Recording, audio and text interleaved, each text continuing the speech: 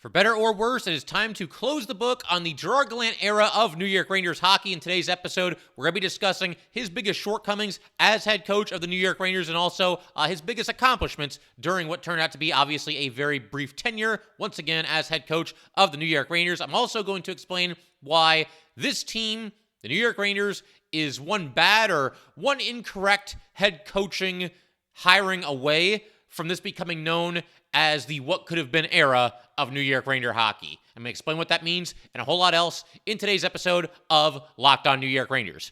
Welcome back, Blueshirts fans, to episode number 823 of the Locked On New York Rangers podcast. I'm your host, John Chick. Just want to thank you guys, as always, for making Locked On New York Rangers your first listen every day. We are free and available on all platforms, including YouTube, and Locked On New York Rangers is, of course, part of the Locked On Podcast Network, your team every day. So, want to go ahead, like I said, basically just close the book, the final chapter, the final page of the book of the Gerard Gallant era of New York Ranger hockey with him being the head coach. And I want to do that with, something of a send-off here, but I also want to acknowledge, some of his shortcomings and basically just give him a fair trial as we once again turn the page here and eventually look ahead to some candidates that could come in and possibly be the next coach of the New York Rangers, and we'll get to that as well. As far as Gallant, though, like I said, wanted to give him a proper send-off. It was obviously an interesting couple of seasons here, a lot of ups and downs for the New York Rangers during his time here. As far as the negatives and the things that essentially, got him canned as head coach of this team, I think one of them might have been communication or really lack thereof. I saw after Game 4 this year against the Devils, and obviously by then, the Rangers were up 2-0. Everything was great. They won the first 2 games in a row, both blowout wins. Then they turn around and lose the 2 games at home, including Game 4, which is a fairly lackluster showing by the Rangers. I thought the final score made it seem closer than that game actually was. The Rangers pretty much were dominated in that game. And I saw something where, going into Game 5, he was asked about the approach and, where the team's at right now and all that stuff. And, he mentioned, I don't have the exact quote in front of me or anything like that, but he basically mentioned that, he's not a big rah-rah guy and he doesn't need to go in and deliver a big speech. And, a lot of people that don't like Gallant to begin with or just don't think that he was the right coach for this team, they kind of took that and ran with it and took it to mean that, he was either being lazy or that he was refusing to do his job or something like that. I think more of what that was him being a little bit more hands-off and him being somebody that tends to trust the players and trust them to take it upon themselves and trust the leadership group in that room to get the team going. And there is something to be said for that. I think at times that can be the right approach, but I don't think this is the time for this. I think if you're Gallant here and you've seen this series, go the way that it went, and you have that, again, very lackluster showing in Game 4. You've given away control of the series. You're up 2-0. Now it's 2-2. Now you got to go back on the road to play a Devils team that's suddenly confident and suddenly feeling good about itself and suddenly has a goalie that can actually make a save. I think this is a good time to address the team and, kind of just, take the pulse of the room and make sure that they're ready to go. Make sure you push the right buttons and make sure that they're still confident and that there's still a belief in that room that they can and will get the job done despite, dropping 2 games in a row at home. I don't think this is the time to be kind of hands-off. I think you need to address the team in one way or another. Doesn't have to be the Gettysburg Address, but I think you got to go in there and say something and, again, push the right buttons and make sure that they're prepared to rock and roll in Game 5. And obviously they weren't because they got killed in Game 5. If I'm not mistaken, they were shut out in that game. I think the final score was 4-0. Regardless, I know it was not a good showing for the Rangers. So, yeah, after that Game 4, pretty much no show that the Rangers pulled. I think, going into Game 5 would have been a good time for Gallant to address the team. And to just kind of use another example as far as him not always being the best communicator, I believe it was said by Gallant that, after he made Capo Caco a healthy scratch in Game 6 against Tampa last year, that he didn't really, talk to him about it. He kind of just posted the lineup. And, I think when you're doing something like that, which is a move that I didn't agree with in the first place, but when you do something like that, I think not that you owe it to the player, but I think you should probably, have a word with the player and explain why that decision is being made. I think another reason that at least contributed to his downfall and maybe one of his shortcomings is that it felt like Gallant at times, he would sometimes blindly favor the veterans over the young players. I know there's been a call among Ranger fans to, give the kids more time in the top 6 and give them more time in the power play. And then, from the other side, it's, well, that has to be earned and this, that, and the other thing. But I thought there were times where, once again, he did just kind of, his default setting was just to put the veteran player in a prominent position as opposed to one of the young players. We saw everybody from Colin Blackwell. Blackwell not so much, but that's going back too far in time here. But guys like, in recent seasons, like Barclay Goodrow, Jimmy Vesey, even Sammy Blais in the preseason. I don't think he got into the top 6 in the regular season, but he was there in the preseason a little bit. Just shuffling guys into the top 6 in and out. A lot of pretty much a revolving door as far as the 2 right wing spots are concerned, before Tarasenko and Kane got here. And he never seemed to really want to run with, Kakko or Lafreniere in the top 6. Never seemed to give them a whole lot of rope once they were in the top 6. They would go there for a time, but it never seemed like they stuck there for very long. And one line combination that I thought clicked a little bit for the Rangers fairly early in the season is when they had Meek on the top line, centering Lafreniere and Kakko. That trio looked pretty good together for the handful of games that they played.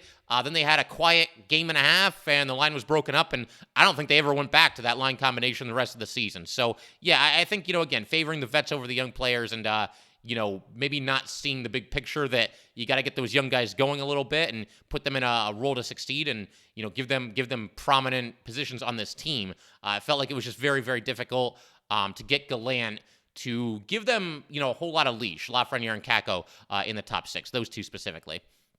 I think also Gallant at times could have done a better job accepting, a little bit more of the blame.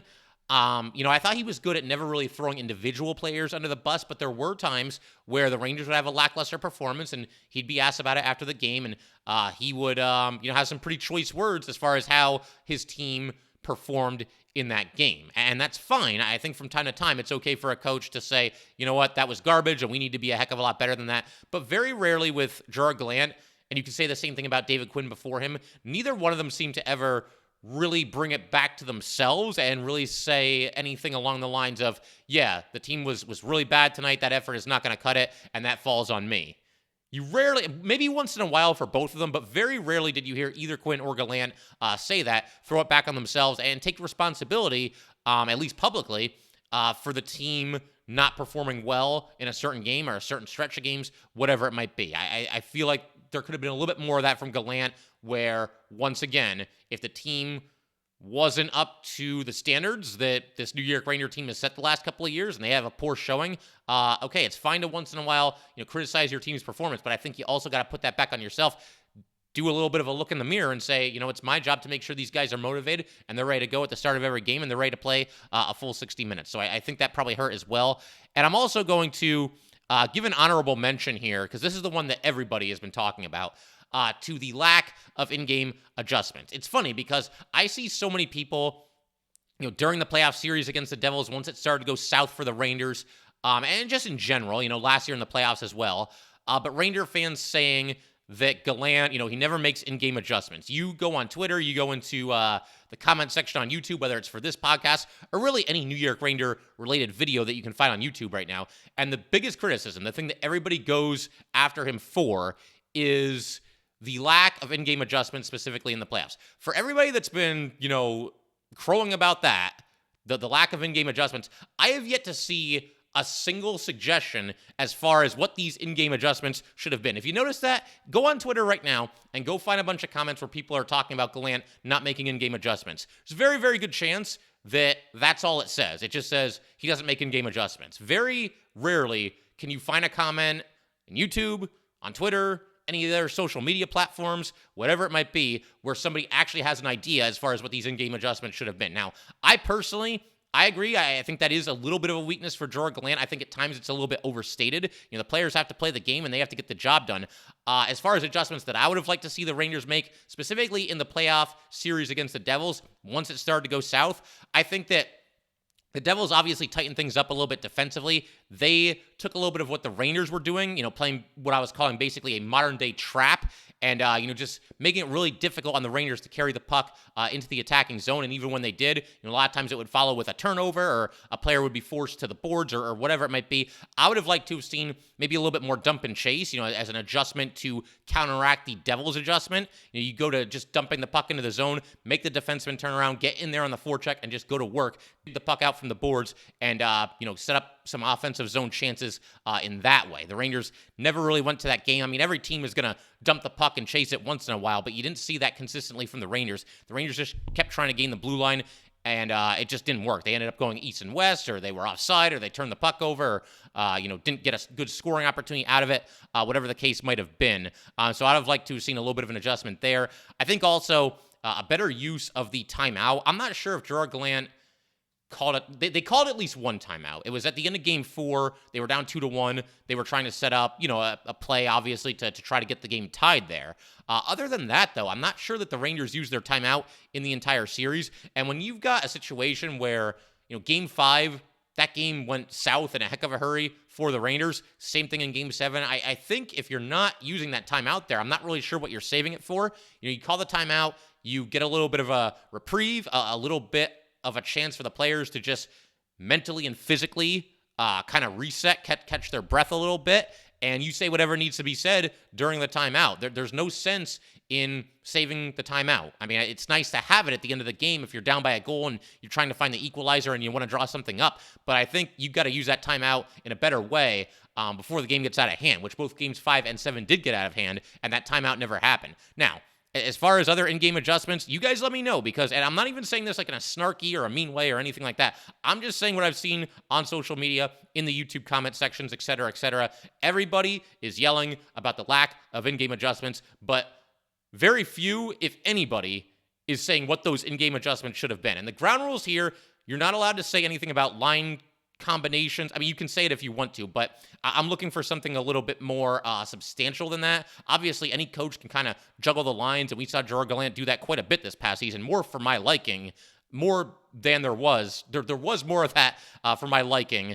But again, if you have an adjustment that you think that Gerard Gallant and this Ranger coaching staff and this Ranger team should have made in the playoffs this past season, then please do leave it in the comment section. I'd be very, very curious to see what everybody comes up with, because, again, I see a lot of comments about in-game adjustments. I've seen very, very few actual tangible ideas, actual tangible, just concepts as far as what these adjustments should have been. Very, very few, and I'm curious to see what everybody can come up with. So that's kind of, I suppose we can call that the bad aspects of the Gerard Gallant coaching tenure here. I do want to turn the attention in just a second to some of the positive things that he did, what I thought were some of his greatest strengths as coach of the New York Rangers, and we're going to get to that in just a second. I'm also going to talk a little bit later in today's episode why the next head coaching hiring is so critical for the New York Rangers, and why, if they get it wrong, we're going to one day look back on this as the what could have been era of New York Ranger hockey. So we're going to get to all that good stuff in just a second here. But first, we got to let everybody know that today's episode of Locked On New York Rangers is brought to you by Indeed. Indeed is the hiring platform where you can attract, interview, and hire all in one place. Instead of spending hours on multiple job sites searching for candidates with the right skills, Indeed's a powerful hiring platform that can help you do it all. We streamline hiring with powerful tools that find you matched candidates. With Instant Match, over 80% of employers get quality candidates whose resume on Indeed matches their job description the moment they sponsor a job, according to Indeed Data US.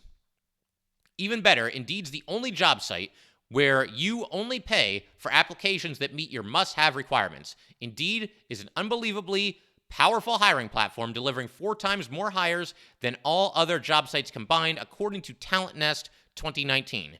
Join more than 3 million businesses worldwide that use Indeed to hire great talent fast. Start hiring now with a $75 sponsored job credit to upgrade your job post at Indeed.com/lockedon. Offer good for a limited time. Claim your $75 credit now at Indeed.com/lockedon. Indeed.com/lockedon. Terms and conditions apply. Need to hire? You need Indeed. All right, we're going to go ahead and keep everything rolling here. But first, once again, big thank you to everybody for making Locked On New York Rangers your first listen every day. We are free and available on all platforms, including YouTube. And for the everydayers, definitely stick around through the end of the week. Tomorrow's episode, I want to start looking at some of the candidates, some of the names that have been kind of floated around as far as, the next individual who could be the head coach of the New York Rangers. I mean, everybody from... pretty much everybody has been discussed, but, Peter Laviolette, Bruce Boudreau, Mike Sullivan, if he ends up being, out as Penguins coach, which I don't think is going to happen despite them missing the playoffs. There's some love for Knoblauch out there a little bit. Messier is kind of out of the box kind of an idea, but he's certainly a candidate that we can at least discuss. Babcock, like I said, any coach who's a name, especially one that's had success in this league, they're at least being floated as options by Ranger fans right now. And obviously, there's a lot riding on this next hire for the Rangers, so I'm very much looking forward to discussing that in tomorrow's episode. We'll do a deep dive on several of the mentioned candidates as far as who could be the next coach of the Rangers. But for right now, once again, we're closing the book on the Gerard Gallant era here. I do want to talk about some of the positives that I thought he brought to the table. For starters, I think one of the positives was that he had the pulse of this Ranger team, and I think he showed that tangibly in a couple of different instances.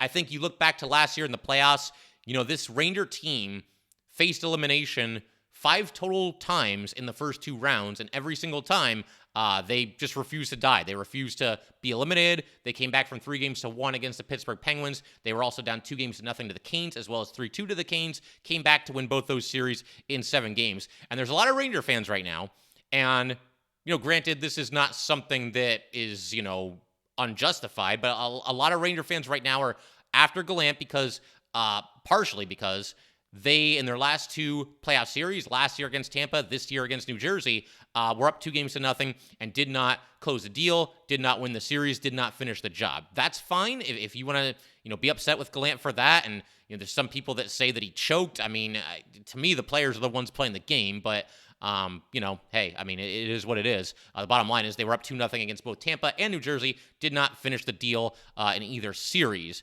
But if you want to take that stance and go after Gallant for, him not being able to coach his team to a series win after they take a 2-0 lead, then I think it's only fair that you give him some props for what he did in the other 2 playoff series that he was the New York Ranger coach, which really is crazy when you think about it. I mean, down 3-1, they win that series. Down 2-0, they win that series.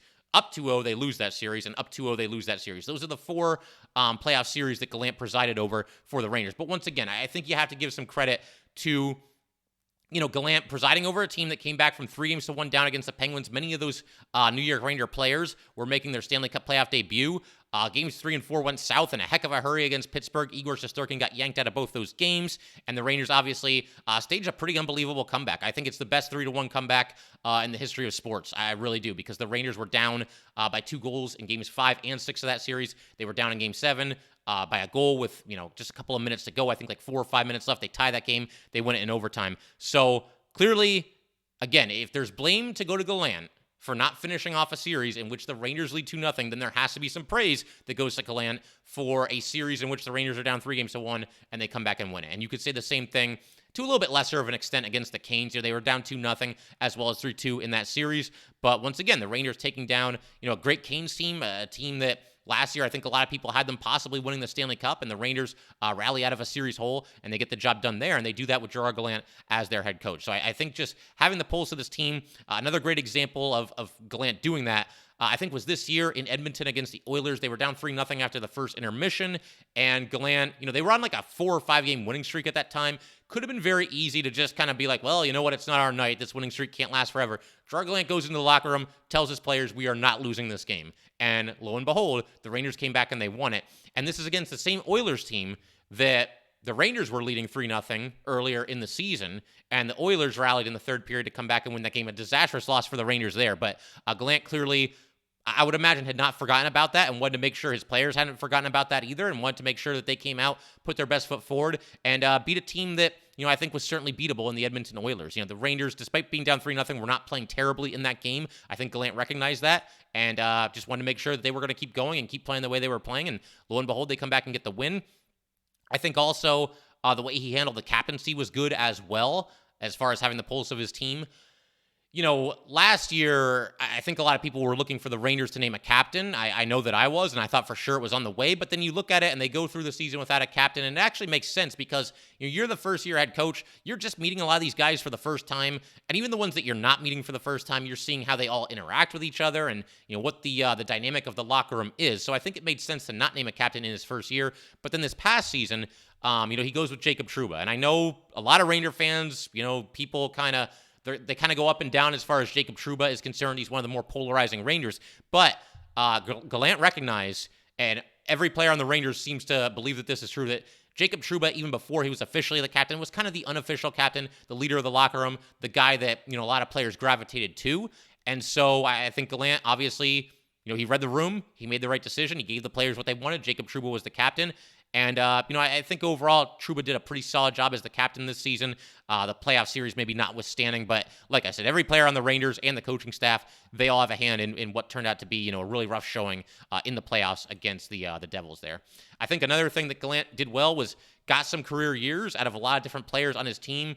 Kreider and Mika spring to mind more than anybody else. I think, guys like Boudreau, Panarin, all three of the kids, Adam Fox, I would put him there. I'd put Lindgren there, Igor Shesterkin there. There's a lot of players on this team who, if you look at their whole career and you try to take the best 2-year stretch of their career, there's a very good chance that it was these past 2 seasons under Gerard Gallant. So I think he found a way to get the most out of certain individual players, the majority of individual players on this team.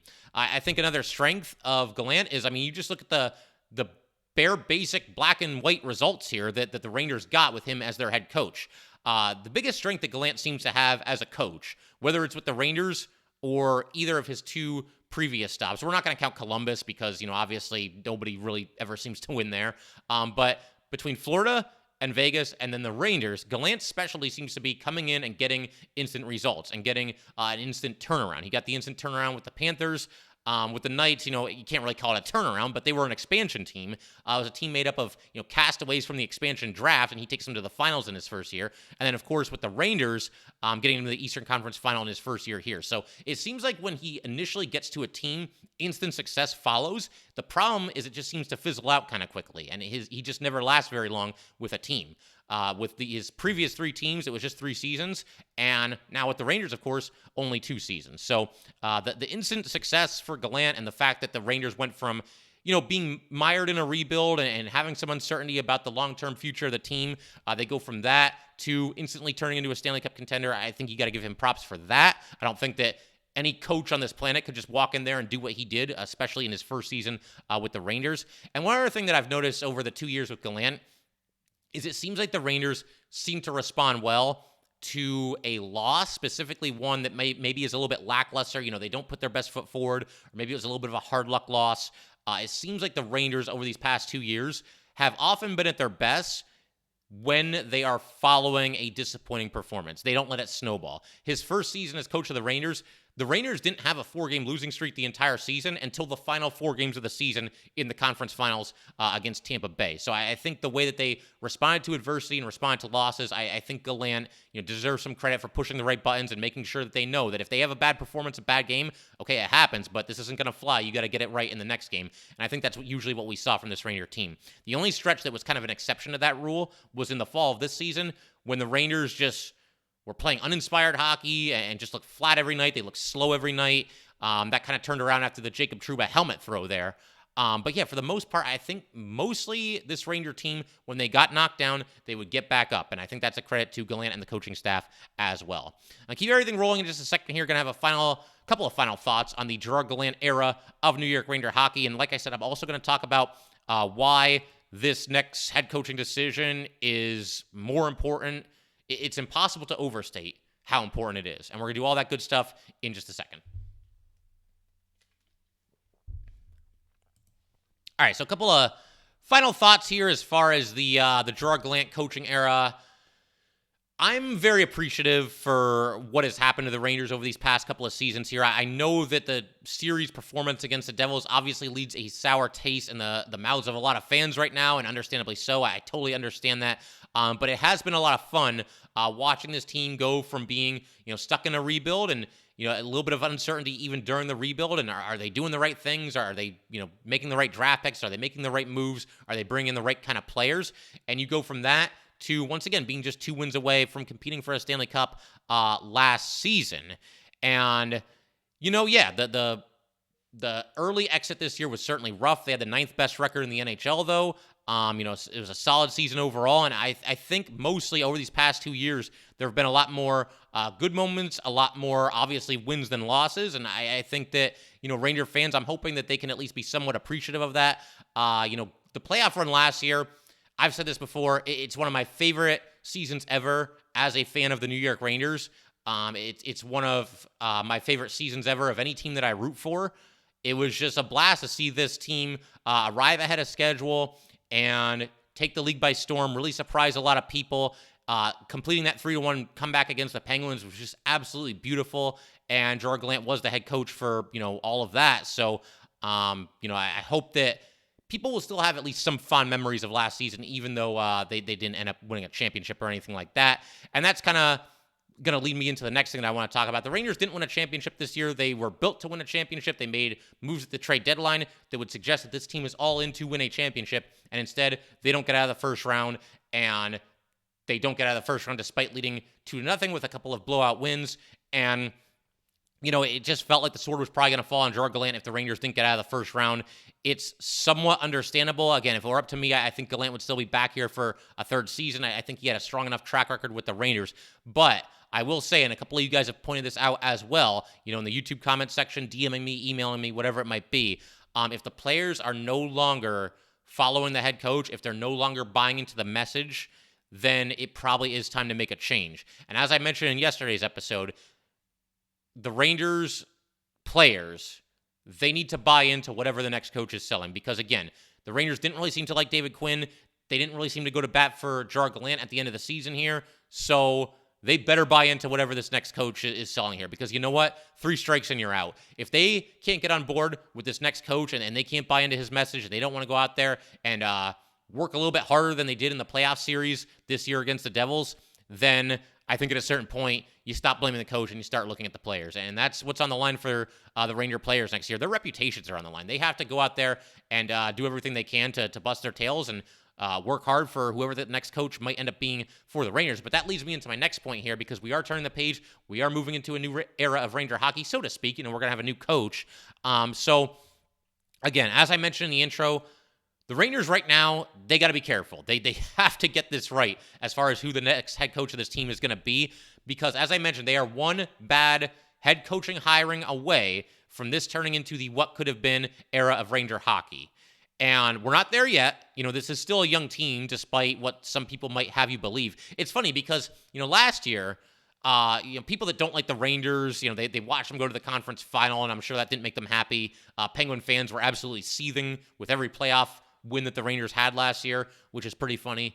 But yeah, they make it to the Eastern Conference Final, and then they lose to Tampa, and then everybody that doesn't like the Rangers was kind of coming out of the woodworks and saying things like, oh, the Rangers, they missed their window. This was their only shot at it. They're too old. They can't get it done. And I'm just like, what are these people talking about? First of all, they were supposed to still be in a rebuild last year, and they were in the Eastern Conference Final. Secondly, coming into this past season, the one that just concluded, the Rangers, for a team that missed its window, they didn't really have a lot of veterans on the team. There were only 2 players who were older than 31 coming into this most recent season that were on the roster. Those 2 players were Ryan Reeves, who's the 4th-line enforcer, and Yaroslav Halak, who's the backup goalie.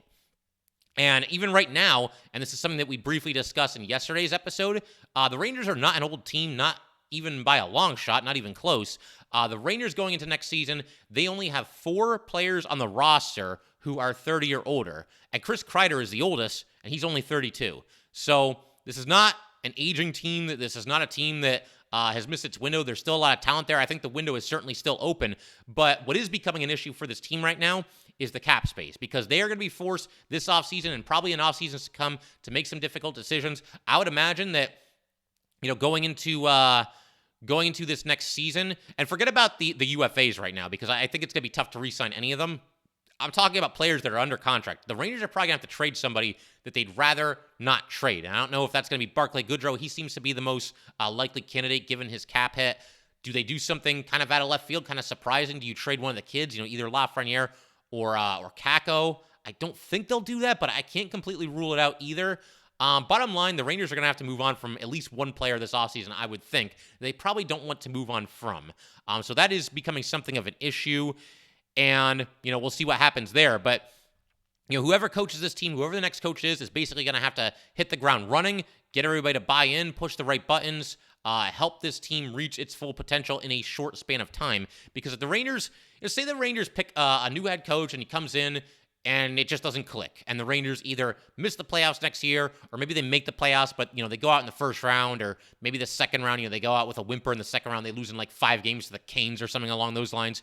What do you do then? I mean, are you just going to fire the coach after 1 year because, you missed the playoffs or you lost in the first round or whatever it might be? Are you just going to keep firing coaches and hiring a new guy every single season? That's not going to work.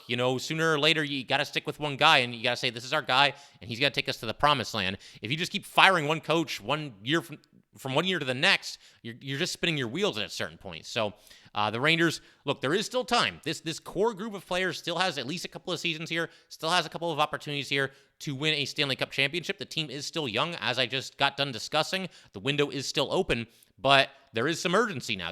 It's time to kick this thing up a notch, and it's time to make a deep playoff run, and it has to happen within the next couple of seasons here. The Rangers, if they're going to win a championship, it's got to happen sooner rather than later. And as I mentioned just a second ago, the importance of picking the right head coach right now for this New York Ranger team based on where they're at and, where they are with the salary cap situation and all those things, it cannot possibly be understated. They have to get this right. They have to pick the right coach that's going to lead them to, ultimately, a Stanley Cup championship, and sooner rather than later. Again, I don't think it's a situation where the window is already closed or next year is going to be their absolute final shot at it, but they got to get it going. There are going to be tough decisions coming in regard to the salary cap and all that good stuff. So it's got to happen sooner rather than later. That is for sure.